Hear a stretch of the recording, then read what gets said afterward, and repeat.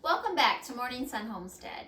My name is Mary Ann, and today we are in the kitchen to teach you how to make mozzarella cheese with things that you have in your kitchen so you don't have to buy anything extra. For years we have made mozzarella cheese and we always use citric acid, but after studying it out and how it was for our health, we decided to do a more natural approach. So we're going to teach you how to make an authentic cheese with apple cider vinegar or lemon juice, whichever one you would choose to use.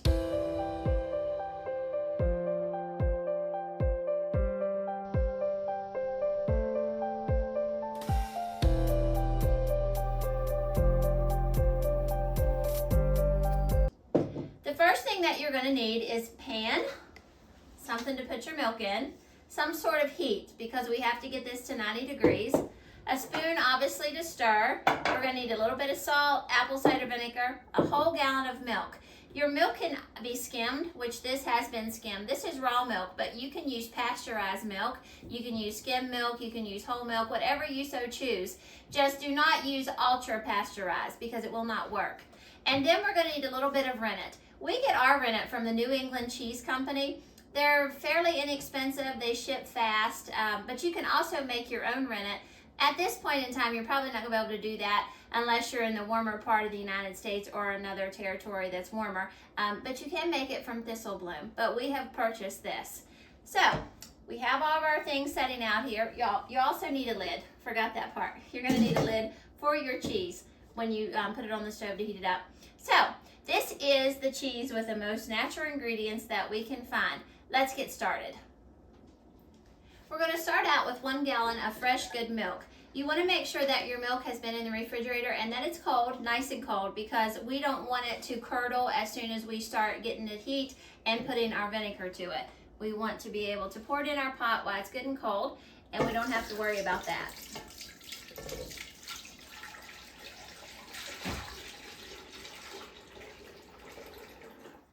Once we have it on our pot, we're going to put it on medium heat. And we're going to have to stir this throughout the time. We don't want it to scorch and stick to the bottom. So we're going to use a medium heat, and we'll keep stirring until the next step. We're going to have 2 cups of unchlorinated water, and we're going to add 1/2 cup of vinegar. You would also add 1/2 cup of lemon juice if you were going to use lemon juice. You can use either one. We're going to beat it together, and we're going to take it over here. Even though our milk has just started, it is still cold. So we're going to go ahead and add this to our milk. We don't want our milk to be hot before we add our vinegar or our lemon juice, because if we do, it will start to curdle, and we don't want that. That would be a different kind of cheese. We're going to beat this in very good. So you need to stir it for a few minutes, and then we're going to sit back and wait until this gets to 90 degrees. As I said before, we'll have to stir it occasionally because we do not want it to scorch on the bottom. While we're waiting for our milk to heat to 90 degrees, we can get 1/4 cup of unchlorinated water, and to that we're going to add our rennet. Now I'm using a liquid rennet, and 1/4 teaspoon will set 2 gallons of milk. I'm only using 1 gallon, so I'm going to use 1/8.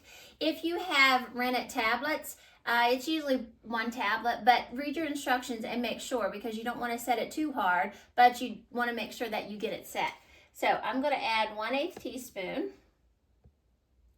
to this, and I'm going to stir it.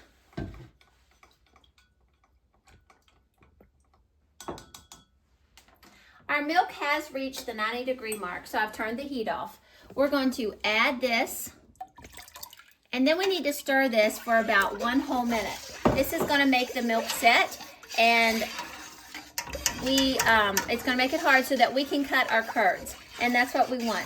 We'll have to get a knife, and we'll cut them certain ways and make sure that we get them all sliced. So that's why it's important to also have a long knife at this point for your pot. Once we've stirred for approximately 1 minute, we need to make sure that we put a lid on our pot. That's going to help hold the heat. It's very important to keep this at 90 degrees. If you feel that your home may be too cold, or if there's a draft coming in, you need to make sure you do away with the draft. Or we can also wrap this in some towels. And I'm going to wrap this pot into a towel just to make sure that it stays 90 degrees. You can already see how it's starting to set. You can see the thickness. It almost has a consistency of yogurt. So we're going to quit stirring, and we're going to put our lid on the pot, and I'm going to grab a towel and wrap this thing up. What I do is just get 2 large towels, put one vertical and one horizontal. I'm going to bring my pot over, and I'm just going to wrap it up. And you can get a clothespin and push it at the top if you want to. And then I'm going to set it back over on the stove. Now, obviously not the burner that I had the heat on, but over here where there's still heat that's retaining, but not enough to burn my towels. We need to leave this for 15 to 30 minutes. We're going to come back and check it at the 15-minute mark. If it's ready and we're starting to see some wee and it looks like it's broken along the sides, then we're going to be able to cut it. If not, we'll have to go another 15 minutes. But we'll show you that step. It has been 15 minutes since we wrapped our pot up, and as you can see, the curds have broken away right here. So we have a clean break all the way around the pot. I use a icing knife to cut my curds. It just works well, and it's long and it reaches down in there. We are going to cut them vertically and then horizontally. Once we have our curds cut, we want to put it back on low heat, not medium, but low. And we're going to stir it for about 15 minutes. The curds during that time will release more whey out of them. They'll get a smoother texture on the sides, and they will become more rounded shape.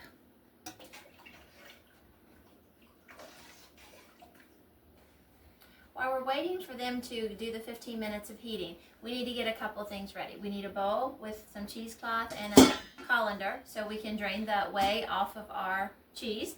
We're going to need a bowl that we're going to fill with water about halfway full, and we're going to put 2 to 3 tablespoons of salt in there and mix until it's dissolved. Then we're going to put this in the refrigerator to stay cool. This is our last step for the cheese, and we put it in there so it will be chilled. Then we're also going to need a bowl that is filled with about 2/3 of water, just so when we slice with warm water, we can put this in here and store it if we need to. It's not saying that we're going to use that, but it's nice to have it handy just in case we do.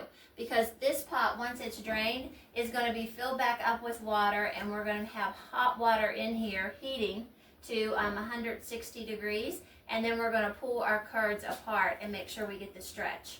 So, but it's nice just to have this in case we need it to put something in, but we still don't want it to go into cold water. That's why I always have this extra bowl.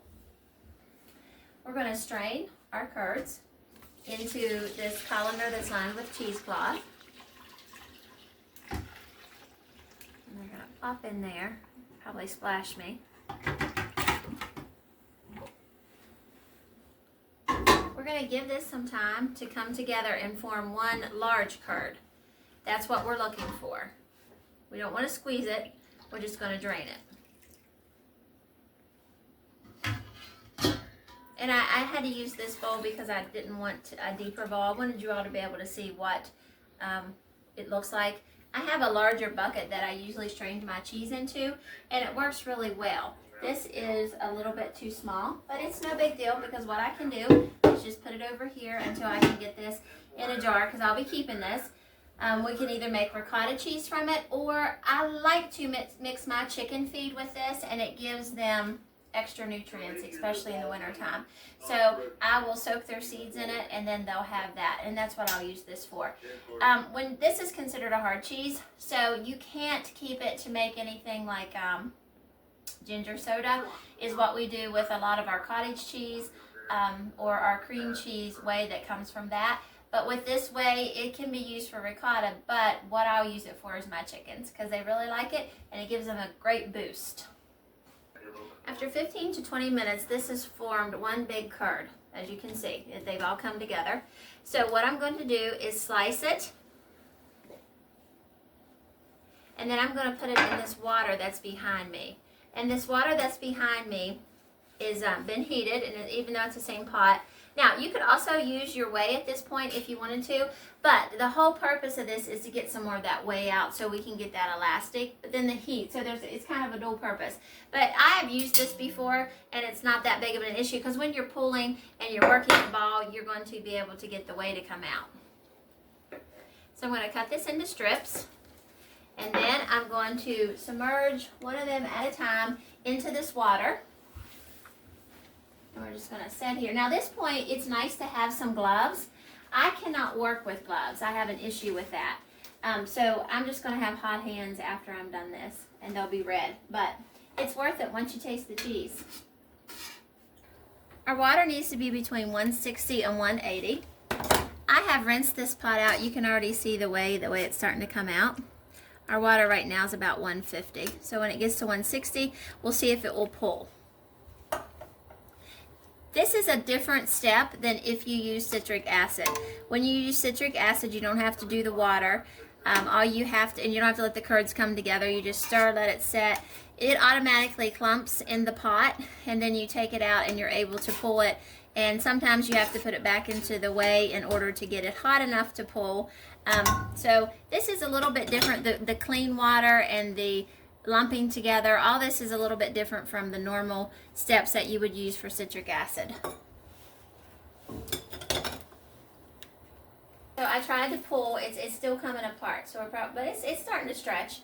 So I'm going to put it back into the water for just a couple more minutes. This is a messy job because as you pull, you squeeze, and then of course the whey or the water goes everywhere. So I'm just going to bound it back up here into a nice little log, and I'm going to put it back in the water for just a few more minutes.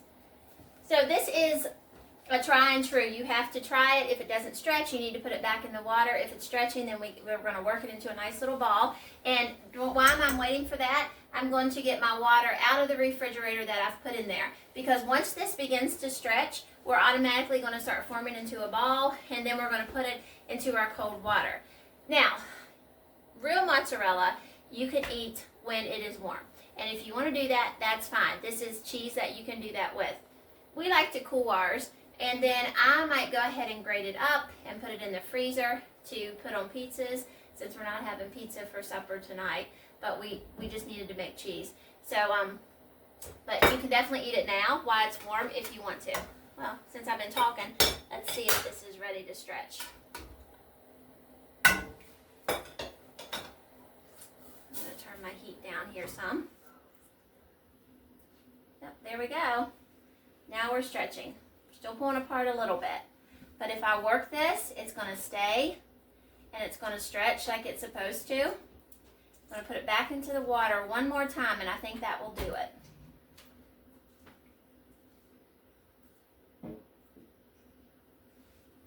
And I'll leave it stretched out to put it back into the water so it can go through the whole cheese and not be clumped together. Test our water and see what it's at right now. We're at 179.7. So 160 to 180, that's definitely the right temperature. And even when I pick it up, you can see it's trying to come down. So this one is done. Look how it's stretching.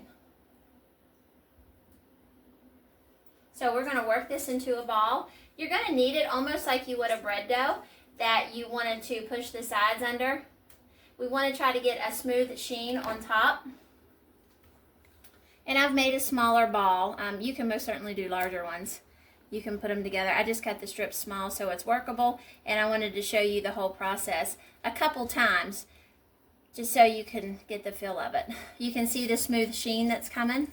If I was to re-stretch, it's going to stretch again. It's starting to pull apart because it needs to be back to the heat. But it's ready because it stretched once and it was good. So once we get the ball made, we're going to throw it over here into our cold water that has a little bit of salt in it. As you can see, it's going to work more of that whey out, and that was what was on my hands as well. So these two slices I'm going to put in here together.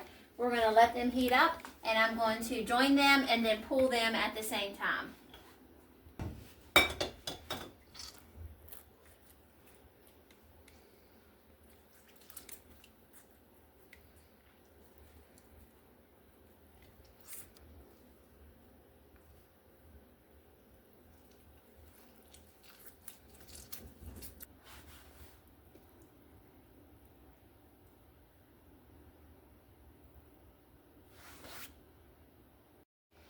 So we ended up with 3 balls of mozzarella, 2 that were smaller, those are the ones that I showed you stretching, and then 1 that's larger. So this is what they're going to look like. They're going to have a sheen on top. What we can do with this now is use on pizzas, or we can use on lasagna or an omelet. However we want to. You could also slice it if you wanted to, and use it for just to eat with crackers and sausages and things like that. I'm going to grate this and put it on a pizza. Now with homemade cheese, it doesn't melt quite as well as what store-bought does, from my experience. But it will still melt, and it will just be a whole lot different taste than what store-bought cheese is. We appreciate you watching this video. We hope that you learned something. Every video that we make, we try to make sure that it's something that you can make in your kitchen, and also something that will help make your family healthier. Making cheese at home is relatively simple. Doesn't require a lot of equipment or a lot of expense, just milk and some vinegar and thyme. Have a great day.